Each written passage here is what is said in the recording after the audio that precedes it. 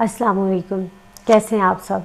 उम्मीद है खैरियत से होंगे और अपना बहुत सारा ख्याल रख रहे होंगे, क्योंकि अगर आप अपना खुद ख्याल नहीं रखेंगे तो कोई भी आपका ख्याल नहीं रखेगा।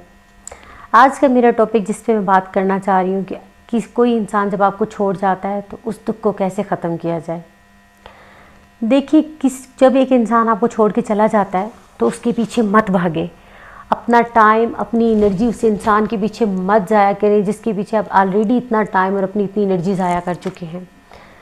जो चला गया वो चला गया। अगर अल्लाह ताला ने आपसे बेहतर लिया है तो वो आपको बेहतरीन से नवाजेगा, इस बात पे यकीन रखें।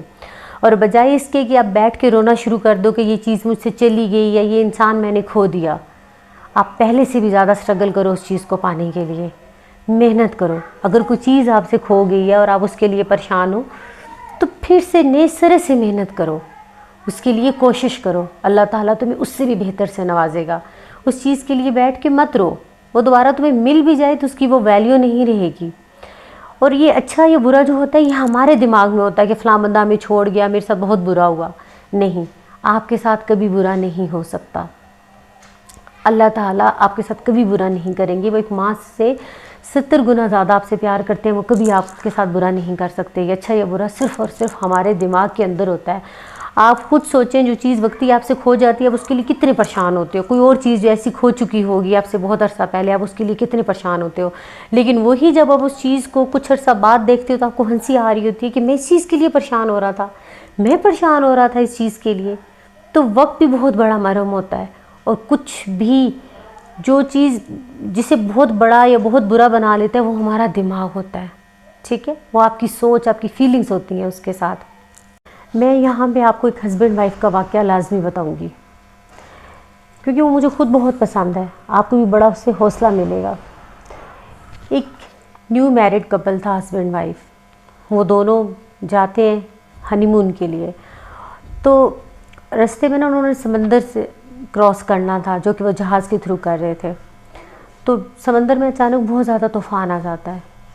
तो इतना जब तूफ़ान उसकी वाइफ देखती है तो वो बहुत घबरा जाती है और वो कहती है कि देखो अल्लाह ताला हमारे साथ कितना बुरा कर रहे हैं कि अभी भी हमारी शादी हुई है और वो हमारी मतलब हमने भी खुशियाँ देखी नहीं है और अल्लाह ताला हमें मारना चाहते हैं। कितना बुरा किया उन्होंने हमारे साथ, कितना मतलब मैं एक्सपेक्ट नहीं करती थी कि अल्लाह जी हमारे साथ ऐसे करेंगे।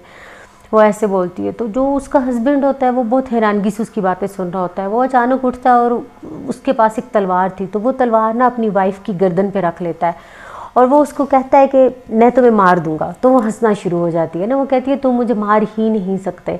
वो कहता है मैं सच कह रहा हूँ कि मैं तुम्हें मार दूंगा।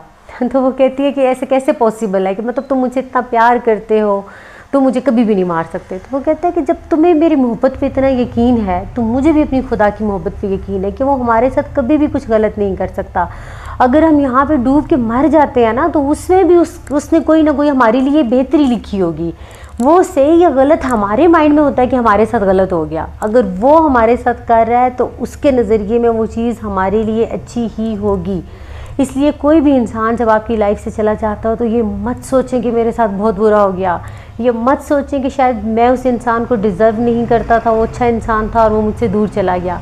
बल्कि ये सोचें कि अल्लाह ताला ने जो किया है वो अच्छा किया। आप ना समझ हो, आपको उस चीज़ का इतना पता नहीं है, आपको उस चीज़ की इतना इल्म नहीं है, आपको उस चीज़ का इतना नॉलेज नहीं है, लेकिन अल्लाह ताला ने जो किया वो बेहतर किया।